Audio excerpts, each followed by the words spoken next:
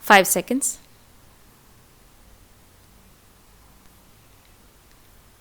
Mr. Vice Chairman, I would now like to make a few observations on the Ministry of Education.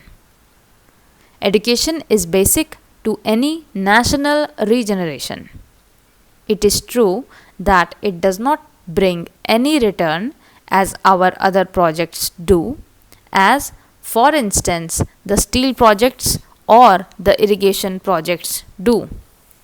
But this is the investment that is designed to help building up of the human material. It is agreed that education has expanded after independence and during the plan periods.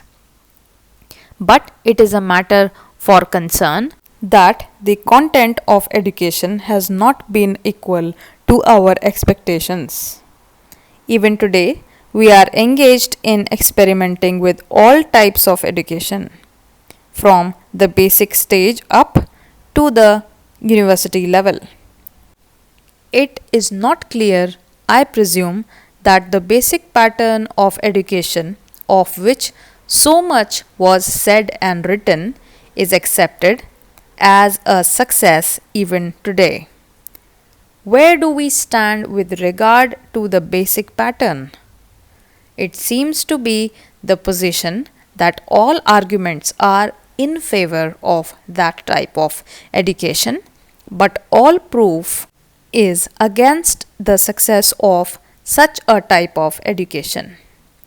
Where does the government stand with regard to this type of education? We swore by the basic type of education because it was discovered by the father of the nation. But if it has been a failure, why should not the government say that this is the position? Then again, take secondary education and also collegiate education. 3 years ago, it was said that all universities should have 3-year degree courses, and some universities which were reluctant to accept this reform were more or less compelled to do so, and they accepted it. Now, certain universities find that this scheme is not working satisfactorily, and they feel that they should have a 2-year course in the college before students could enter the degree course. I mention this to show that this eternal tinkering with education should stop, and it should not go on like this. This uncertainty is not only with regard to the main objective of education, the main structure of education from the primary to the collegiate level, but also with regard to the courses of studies and also with regard to the language or medium of instruction. Mr. Chairman, up to the secondary stage, it has been accepted that the medium of instruction should be the regional language. The National Integration Council, however, stated that if universities are to exchange professors, if they have to develop freely, then there should be the common medium of instruction, namely English and Hindi. Now, at the latest National Integration Council meeting, we are told that the medium of instruction in the colleges should also be the regional language ultimately, and if that comes to pass, I ask, how will national integration be achieved? It is permissible to envisage a stage if the scheme of the National Integration Council is implemented, where different universities will have different media of instruction, and The men that will be drawn from these universities will have to man the judiciary of land and the all India services. But they will not be able to serve in a state other than the one in which they were educated. How can integration be achieved? We are working at cross purposes.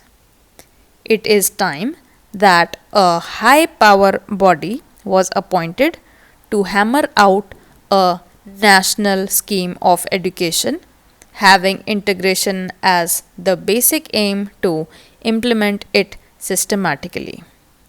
The present method of meddling at every stage of education, the present climate in which are not clear about the medium of instruction at different stages, is causing concern to the parents, to the pupils, and weakening the country in the process.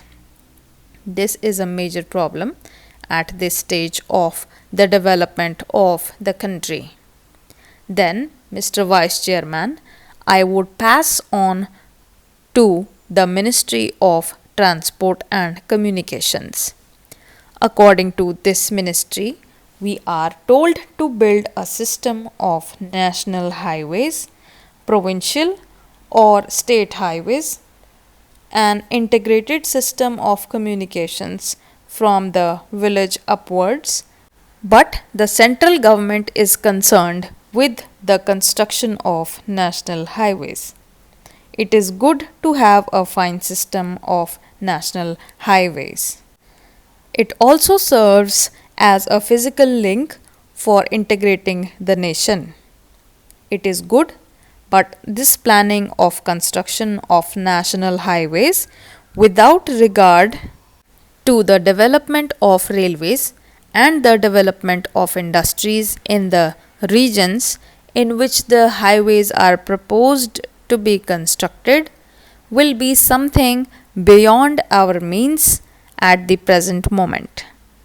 Assuming that we have a network of national highways, are they to be put to immediate use? Are they good investments?